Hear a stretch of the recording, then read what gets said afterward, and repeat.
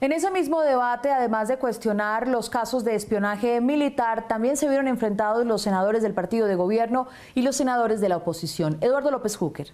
Mabel, el expresidente senador Álvaro Uribe Vélez estuvo afilado, muy a su estilo, respondiendo las acusaciones de los senadores Cepeda, Sanguino y Bolívar.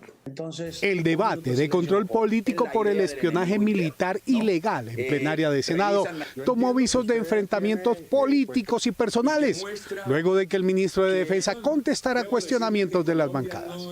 El expresidente y senador Uribe nos quedó debiendo la explicación de cómo fue que obtuvo de fuentes de inteligencia militar los datos de unas coordenadas donde se produjo una operación para extraer de una zona de conflicto armado a uno de los negociadores de ese entonces del proceso de paz. La referencia del senador Cepeda aludía a un trino del expresidente cuando se iniciaban las negociaciones de paz, en el que revelaba las coordenadas del sitio en el que las fuerzas militares recogerían a los guerrilleros que iban a sentarse a la mesa con el gobierno en La Habana. Disparó la réplica de Uribe, quien contraatacó. En esos computadores de Rafael Reyes, de esos computadores de Raúl Reyes, hay varios correos que vinculan en la FARC política al senador Cepeda. Posteriormente, la comparación entre las chuzadas del DAS en los gobiernos de Uribe con los seguimientos ilegales de inteligencia militar en el actual gobierno despertaron las suspicacias del senador Sanguino. Los blancos del DAS contra los que se desarrollaron acciones de inteligencia y contrainteligencia tenían algo en común. Eran la oposición o eran críticos al gobierno de esa época, Álvaro Uribe Vélez.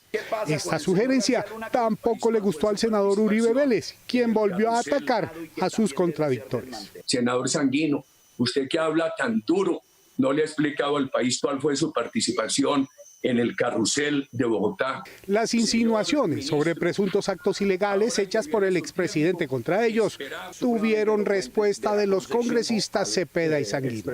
Fui el denunciante del carrusel de la contratación con otros 4 concejales. Contra los concejales uribistas. Cable que supuestamente de los computadores de Raúl Reyes está en la operación Estímulo del DAS.